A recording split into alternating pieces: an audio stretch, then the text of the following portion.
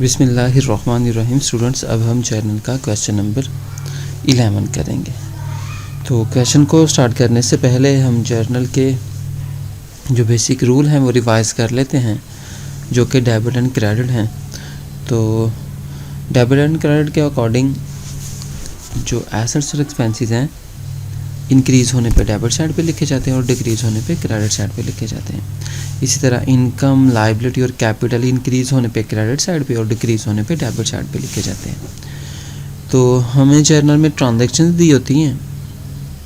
इन transaction में से हमने कम से कम 2 अकाउंट फाइंड करने होते हैं और अकाउंट को फाइंड करने के बाद उन अकाउंट्स की नेचर देखनी होती है कि इनके नेचर क्या है। अगर एसेट्स हैं तो हम ये देखेंगे कि इंक्रीज़ हो रहे हैं या डिक्रीज़ हो रहे हैं, तो उनको उनकी मुतल्लिका साइड पे लिख देंगे। इसी तरह बाकी अकाउंट्स के जो रूल हैं वो भी अप्लाई कर लेंगे। तो पहली ट्रांजैक्शन पढ़ते हैं। देखें, उसमें बताया गया कि Faisal started business with cash. Faisal ने बिज़नेस स्टार्ट किया है कैश के साथ। तो एक अकाउंट जो कि कैश का बताया हुआ है, ये एसेट है। तो जब भी ऑनर बिज़नेस में इन्वेस्टमेंट करेगा, कैश की सूरत में करे या किसी और एसेट की सूरत में करे, वो इंक्रीज़ ही हो रहा होता है। तो कैश इंक्रीज़ हो रहा है तो हम इसको डेबिट साइड पे लिखेंगे और इसके अमाउंट को भी हम डेबिट साइड पे लिख देंगे। इसके बाद दूसरा अकाउंट के ऑनर की इन्वेस्टमेंट है बिज़नेस में, तो हम इसको कैपिटल के अकाउंट को चार्ज करेंगे। तो कैपिटल चूँकि जो है वो हमारा बिज़नेस की लायबिलिटी होती है, तो ये जो है लायबिलिटी इंक्रीज़ हो रही है, तो इसको हम क्रेडिट साइड पे लिखेंगे। इसके बाद इसके अमाउंट भी क्रेडिट साइड पे लिख देंगे हम। फिर हम दूसरी ट्रांजैक्शन की तरफ जाएंगे। नरेशन और जो ट्रांजैक्शन का सीरियल नंबर है वो आपने साथ साथ लिखते जाना है। दूसरी ट्रांजैक्शन हम करते हैं। तो दूसरी ट्रांजैक्शन में देखिए बता रहा है कि परचेज बिल्डिंग फॉर कैश। अब बिल्डिंग परचेज़ की गई है।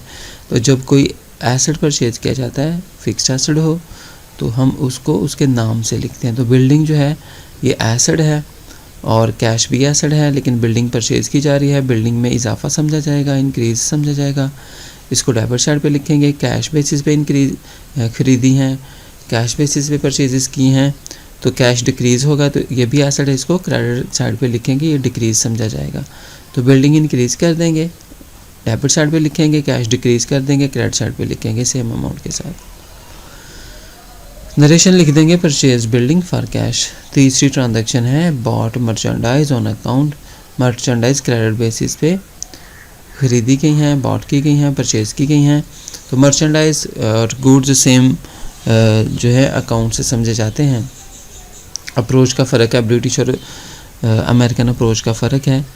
तो मर्चेंडाइज और गुड्स सेम जो है वो नेचर समझी जाती हैं। तो यहाँ पे मर्चेंडाइज परचेज़ की गई हैं, बॉट की गई हैं, ऑन अकाउंट है, उधार हैं, 15,000 की खरीदी हैं। तो परचेज़ का अकाउंट इसमें आएगा। परचेज चूँकि बिज़नेस के एक्सपेंसेस होते हैं, इंक्रीज़ हो रहे हैं, तो उनको डेबिट साइड पे लिखा जाता है। ऑन अकाउंट है मतलब है क्रेडिट बेसिस पे उधार खरीदी हैं। तो यहाँ पे किसी शख्स का नाम नहीं है, तो हम क्रेडिटर का अकाउंट लिखेंगे।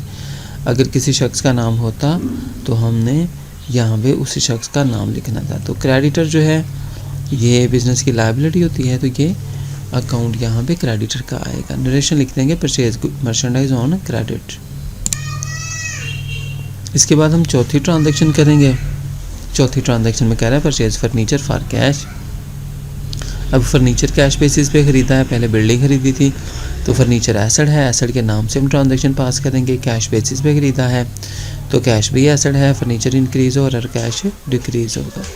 तो फर्नीचर इंक्रीज़ हो रहा है, डेबिट साइड पे लिखेंगे। कैश डिक्रीज़ हो रहा है, क्रेडिट साइड पे लिखेंगे। नरेशन लिख देंगे परचेज फर्नीचर फॉर कैश। इसके बाद हम पांचवीं ट्रांजैक्शन करेंगे। तो पांचवीं ट्रांजैक्शन में कह रहा है सोल्ड गुड्स फॉर कैश ₹10,000। तो अब जो है वो क्रेडिट बेसिस पे गुड्स कैश बेसिस पे गुड्स सेल की गई हैं। Sold goods for cash. तो सेल जो है ये हमारी इनकम समझी जाती है, बिज़नेस की इनकम समझी जाती है। कैश बेसिस पे चीज़ें खरीदी हैं, तो कैश एसेट है, कैश इंक्रीज़ होगा क्योंकि कैश आ रहा है। तो 2 अकाउंट, एक कैश का दूसरा सेल का। कैश एसेट है, डेबिट साइड पे लिखेंगे, और सेल इनकम है, इसको हम क्रेडिट साइड पे लिखेंगे। दोनों में इंक्रीज़ ही हो रहा है। नरेशन लिख देंगे sold goods sold for cash. इसके बाद हम ट्रांजैक्शन नंबर 6 करेंगे, जिसमें कह रहा है paid cash to creditor. Creditor को कैश पे किया गया है 7000 for the goods purchase on account, जिससे क्रेडिट बेसिस पे गुड्स परचेज की गई थी। तो हमने कैश पे किया है। पेड का वर्ड जब भी आता है कैश में कमी होती है, कैश डिक्रीज़ होगा, क्रेडिट साइड पे लिखेंगे। क्रेडिटर हमारी लाइबिलिटी होती है, बिजनेस की लाइबिलिटी होती है। जब क्रेडिटर को कैश पे कर दिया जाता है तो हमारी लाइबिलिटी कम होती है। तो लाइबिलिटी कम होगी तो डेबिट साइड पे लिखेंगे, एसेट कैश कम होगा तो क्रेडिट साइड पे लिखेंगे। रेशन लिख देंगे paid cash to creditor. Transaction number 7 देखें, जिसमें बता रहा है sold goods to customer on account. Customer को गुड्स सेल्स की गई हैं, लेकिन ये क्रेडिट बेसिस पे सेल्स की गई हैं 6000 की। तो सेल जो है ये बिज़नेस की इनकम समझी जाती है, इंक्रीज़ होंगी, क्रेडिट साइड पे लिखेंगे। कस्टमर को ऑन अकाउंट सेल की हैं, उधार सेल की हैं, तो इट्स मीन कस्टमर से फ्यूचर में कैश लेना है, तो ये हमारा एसेट होता है। इसको डेटर के नाम से हम लिखेंगे। डेटर इंक्रीज़ हो रहे हैं तो इसको हम डेबिट साइड पे लिखेंगे। पहले हम डेबिट साइड का अकाउंट लिखते हैं, फिर क्रेडिट साइड का अकाउंट लिखते हैं। इसके बाद नरेशन लिख देंगे। ट्रांजैक्शन नंबर 8 है withdraw cash ₹2000 for personal use. Goods withdraw करवाई हैं पर्सनल यूज़ के लिए, तो ज़ाती इस्तेमाल है यहाँ पे ऑनर की तरफ से। तो विदड्रॉ और पर्सनल यूज़ जब भी आ जाए तो कैश और ड्राइंग का अकाउंट जो है वो लाजमी तौर पर बनता है। ड्राइंग तो कंपलसरी है, जब भी बिज़नेस में से कोई भी चीज़ पर्सनल यूज़ के लिए विदड्रॉ की जाए तो ड्राइंग का अकाउंट लाजमी बनेगा। और ये बिज़नेस का लॉस है, बिज़नेस का एक्सपेंस है, और एक्सपेंस इंक्रीज़ होता है तो उसको हम डेबिट साइड पे लिखेंगे। जो चीज़ विदड्रॉ करवाई जाती है वो डिक्रीज़ होती है, कम होती है, उसको हम क्रेडिट साइड पे लिखेंगे। तो कैश विदड्रॉ करवाया है तो कैश में कमी होगी, इसको क्रेडिट साइड पे लिखेंगे। ट्रांजैक्शन नंबर 9 में कह रहा है received cash ₹3000 for the customer the goods sold to them on account. उस कस्टमर से हमने 3000 रुपया जो है वो रिसीव किया है, जिसको हमने क्रेडिट बेसिस पे गुड्स बेची थी। ट्रांजैक्शन नंबर 7 पे हमने बेची थी 6000 की, तो इस शख्स से हमें 3000 रुपया मिला है, रिसीव हुआ है। रिसीव्ड का वर्ड जब भी आता है कैश इंक्रीज़ होता है, तो कैश एसेट है, इंक्रीज़ होगा, इसको डेबिट साइड पे लिखेंगे। और जो कस्टमर था हमारा डेटर था, उससे हमें कैश मिल गया है तो हमारे एसेट में कमी आई है। डेटर हमारा एसेट था, पहले हमने इसे डेबिट साइड पे लिखा हुआ था ट्रांजैक्शन नंबर 7 में। अब एसेट में कमी आ गई है, डेटर क्रेडिट हो जाएंगे 3000 से।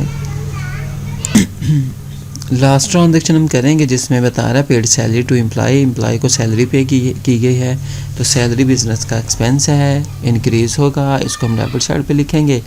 और पेड का वर्ड जब भी आता है इसके साथ कैश अकाउंट इन्वॉल्व होता है तो कैश एसेट होता है, और कैश में कमी होगी तो इसको हम क्रेडिट साइड पे लिखेंगे।